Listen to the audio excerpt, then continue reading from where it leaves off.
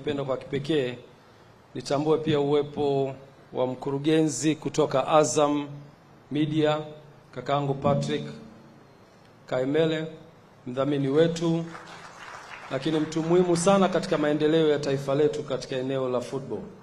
Na sasa hivi mnakwenda kwenye michezo mbalimbali. Tunawapongeza kwa kazi nzuri mnayoifanya.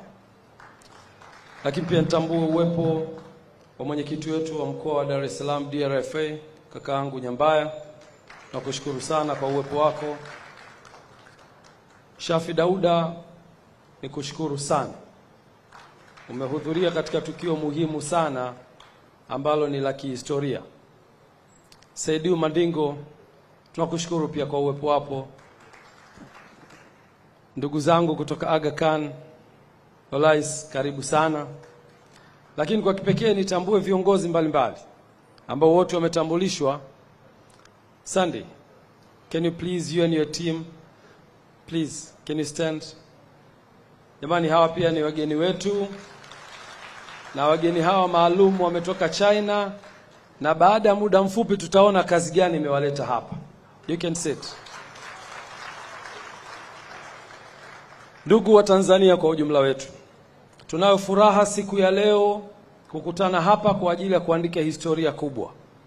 Historia ambayo ilipaswa kuandikwa miaka mingi iliyopita. Klabu yetu Young Africans ilikuwa ina dhamira ya kujenga uwanja miaka kadhaa iliyopita. Lakini kwa mipango na kudra za Mwenyezi Mungu, leo tunakwenda kuiandika historia hiyo ya kuwa na uwanja wa kisasa unaomilikiwa na klabu yetu ya Young Africans. Dhamira njema ya viongozi waliopita wameisogeza timu hii mpaka hapa ilipofika, na sisi katika uongozi wetu tukachukua hicho kijiti na kusema tukisogeze mbele zaidi. Leo tunajivunia uwepo wa viongozi hao waliopita kwa kuwa waliweza kuwa na jengo ambalo tunaliona. Mheshimiwa Mkuu wa Mkoa leo anapata fursa ya kutembelea jengo letu, ameliona. Jengo lililojengwa miaka 50 iliyopita. Lakini jengo hilo leo linaweza kutumika na kuwa alama kwa taasisi yetu ya Young Africans. Tunamkumbuka mzee wetu Abeid Aman Karume, Mungu amuhifadhi, kwa kazi hii kubwa ambayo ameifanya. Lakini viongozi hao waliweza kupigania klabu yetu ikawa na ardhi. Leo tunajivunia kuwa na ardhi yenye takriban square mita 1035 katika eneo hili la Jangwani. Ni kazi kubwa iliyofanywa na viongozi waliotutangulia. Na viongozi hao wangeweza kuiuza hii ardhi, kwani kuwa kuna ubaya, nani angewauliza? Lakini hawakuiuza. Waliweza kuishikilia kwa takriban miaka zaidi ya 50 na kuhakikisha ardhi hii kuna siku itakuja kuifaa klabu yetu. Na leo niwahakikishie wananchi, ardhi hii imetufaa na klabu ya Young Africans itakwenda kujenga uwanja juu ya ardhi hiyo ambayo wazazi wetu walitangulia. Tulipoingia madarakani, tulisema kipaumbele cha kwanza kitakuwa ni uwanja. Lakini katika hesabu sahihi za uwekezaji, kwa sababu mimi background yangu ni investment, hauwezi kukurupuka timu ambayo haijashinda ubingwa, timu ambayo haijafanya vizuri uwanjani, timu ambayo haina uongozi imara, timu ambayo haina maendeleo mazuri, haivutii wawekezaji, haivutii wafanyabiashara, ukasema mwaka wako wa kwanza ujenge uwanja. La hasha, huwezi kufanikiwa. Biashara inataka kuvutiwa. Mwekezaji yoyote anahitaji kwenda sehemu ambayo iko imara, ina fan base kubwa, ina uongozi imara, ina miundombinu mizuri ya uongozi na utawala, lakini pia inavutia watu wengi. So tulipochukua uongozi, tuliweka kipaumbele cha kuhakikisha timu yetu inafanya vizuri. Tuhakikishe tunaimarisha uongozi. Tuhakikishe tunaimarisha eneo la secretariat ambao Andre Mtini ameifanyia kazi kubwa. Na kupongeza sana Andre Mtini. Tulipoanza kufanya vizuri, tulivutia watu wengi kusogea kwenye timu yetu. Na tukawafanya watu hao leo kuwa tayari kuwekeza kwenye timu yetu. Baada ya kufanya hivyo, miaka 4 tumechukua makombe ya ligi kuu ya NBC, tumechukua makombe ya FA Cup, tumechukua ngao za jamii, tumefanya vizuri kimataifa. Sio maendeleo ya kubeza. Lakini sio tu hivyo, tumefanya vizuri pia kwenye wanachama, tumesajili wanachama nchi nzima, tumefungua matawi nchi nzima na matawi mengine yako nje ya nchi.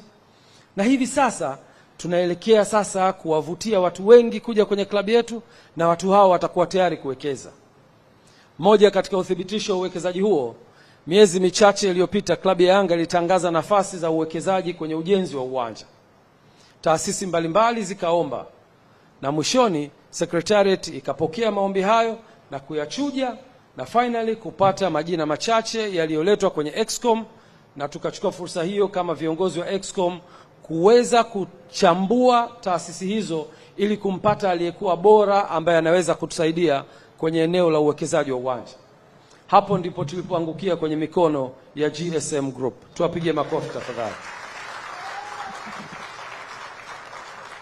Baada ya mchakato huo kukamilika, tukawaalika GSM Group na tukaunda kamati, na nitambue uwepo wa Ivan Tarimo, na kushukuru sana, akiwa ni mshauri wetu kwenye eneo la fedha, na kaka yetu Alex Mgongolo akiwa ni mshauri wetu kwenye eneo la sheria. Tukaweza kuwapitia na kukaa na GSM Group na kuwaeleza dhamira yetu, na dhamira hiyo ikapokelewa kwa mikono miwili.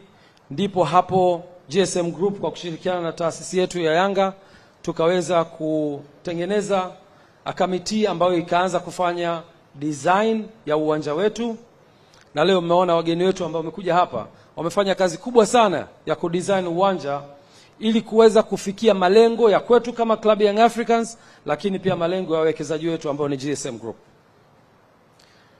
Kazi kubwa imefanyika, mliona watu wako kimya. Kazi hiyo ni kufanya design, architectural design ya uwanja, kufanya structural design ya uwanja, na baadaye kufanya costing, kupata gharama za uwekezaji. Tumefika mwisho, gharama zimepatikana, michoro imekamilika, na wote pande zote mbili, mwekezaji pamoja na Young Africans, tumeridhika kwa 100% kwamba huo ndio utakaokuwa uwanja wetu. Tukawa na kikao kikubwa siku chache zilizopita, mwanzoni mwa wiki hii. Kikao hicho dhamira yake ilikuwa ni kukubaliana jinsi gani tutakwenda ku-execute huu mradi. Ziko taaluma nyingi sana tumejifunza kutoka kwa wenzetu. Katika uwekezaji kuna kitu kinaitwa build, operate and transfer, BOT.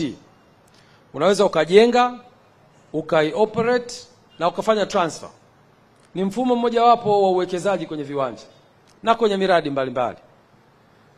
Kuna EPC, engineering, procurement and construction, na saa nyingine kuna financing. Mtu anakufanyia design, anakununulia vifaa, anafanya ujenzi na anagharimikia pia.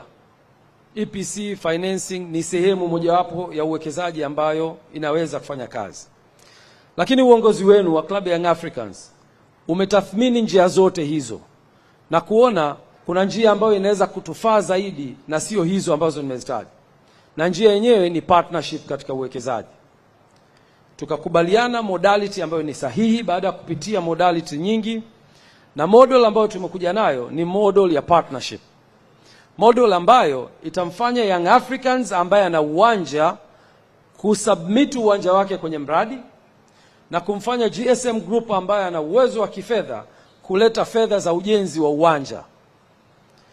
Hawa partner wawili wakija pamoja, mmoja ana ardhi na mmoja ana fedha za uwekezaji, tutaweza kufikia malengo yetu ya kuwa na uwanja. Na hapo tukakubaliana kwenye partnership. Na leo nataka niseme tu kwa uchache, nimekutana na watu wengi ambao wanaweza kufanya biashara na wana uwezo wa ushawishi. Ghalib ni sehemu ya hao watu wenye uwezo wa ushawishi mkubwa sana kwenye biashara, na ushawishi wake ungeweza kutulalia sisi wanayanga. Angeweza kutushawishi na viongozi wakaingia kwenye ushawishi huo. Yako mambo kadhaa ambayo nafikiri nyie ni mashahidi. Partnership za aina hii, wako watu walishawahi kuja na miradi na wakataka umiliki wa 1% nyingi kwenye miradi hiyo. Nimeshangaa skill zako Mr. Ghalib za negotiation hujazileta kwenye klabu ya Yanga. Sijajua ni kwa sababu gani. Nyie wananchi mtaniambia. Naweza leo kuthibitisha ya kwamba klabu ya Young Africans imefikia makubaliano ya partnership kati ya Yanga na GSM Group ya 50% katika uwekezaji wa uwanja.